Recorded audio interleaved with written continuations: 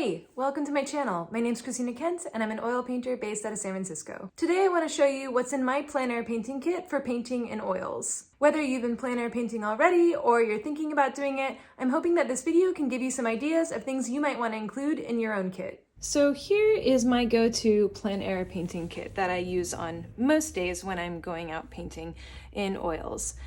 Here's my palette. It is a Yugo palette. I think the size is around 8.5 by 11, so about the size of a large book or a notebook, which is great because it can fit in my backpack pretty easily.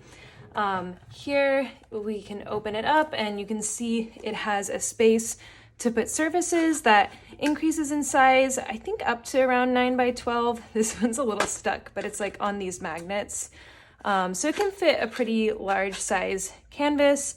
And then here is the palette section where you can mix paints. This is just some plastic, but it works well. It's pretty lightweight, which is great. And then I like it because it folds up. It has these hinges that are pretty sturdy, so it doesn't move too much when I'm painting. And then it folds up pretty nice and tight and compact.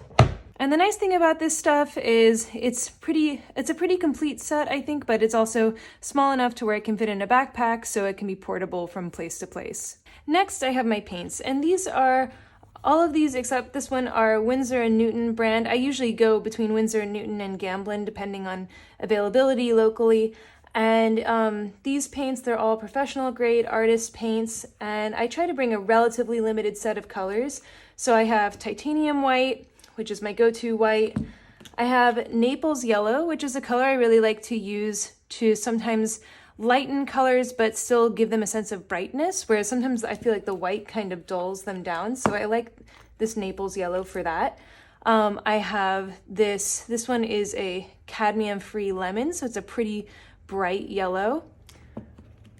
I have sap green, which is great. I paint a lot of landscapes, so really like having my green. Ultramarine blue, usually my go-to blue. Sometimes I also paint with phthalo blue, but I like how ultramarine, it's a little bit, it's less powerful than phthalo, which I feel like can be really strong and also leans green. I have this is a cadmium red, so it's a nice bright red. And sometimes I'll also bring alizarin crimson if I want to be able to get more purples, but usually when I'm landscape painting, I don't find the need for purples as much. And then I have cobalt teal, which I really like to use for very bright blue skies, and also sometimes when I'm painting waves and I really want to get this just bright teal color, I like having this one around. And then finally I have some burnt sienna, so if I want a nice solid brown and I don't have to mix it from my colors, I can just use this one. And I just keep the colors organized in this little bag so that they all stay together. Next, I have my brushes, and I keep them in this little sushi roller. I just hot glued some, if you saw my plein air kit for acrylic gouache, you've seen this before. I just hot glued some fabric down here and made a little pouch, and then tied some string so that I could tie this together, but I just wanted a lightweight way to carry my brushes that would also keep them protected. And so here for brushes, I have a larger flat. These are all really cheap craft brushes. I think like the whole set was like, well, now it's a mixture of sets because I've lost some and gained some over time. But these I think were maybe in total, if you wanted a set like these, it would be like $5 or $7 from the craft store. But yeah, so this is a 3/4 inch flat. And then I also have, this is a number 10 flat from Princeton Art Brush Co. And then I have some even smaller flats, so number 2. This one says 8, but they look about the same size. And this one's also quite small. So just a variety of flat brushes. I usually paint with flats, so these are my go-to for plein air. And then next here is my jar of solvent. It just has a nice strong lid on it that keeps it contained, and then it has a little kind of grate at the bottom that helps me clean off the brushes.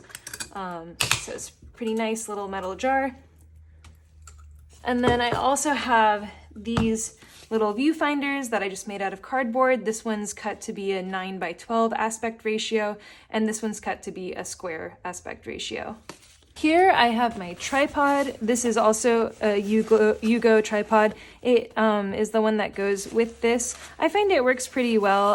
It's a little bit wobbly sometimes in terms of attaching this onto the tripod, but overall it works for me, and it's nice so I can stand up when I'm painting and I don't have to find a place to sit. And then for brush cleaning, I bring these old rags. This is just old shirts that I cut up, and then I'll clean my brushes on these rags while I'm painting, and then I just leave them out to dry so that the paint dries on them, and so that they don't smell and stink up the rest of my kit when I take them home.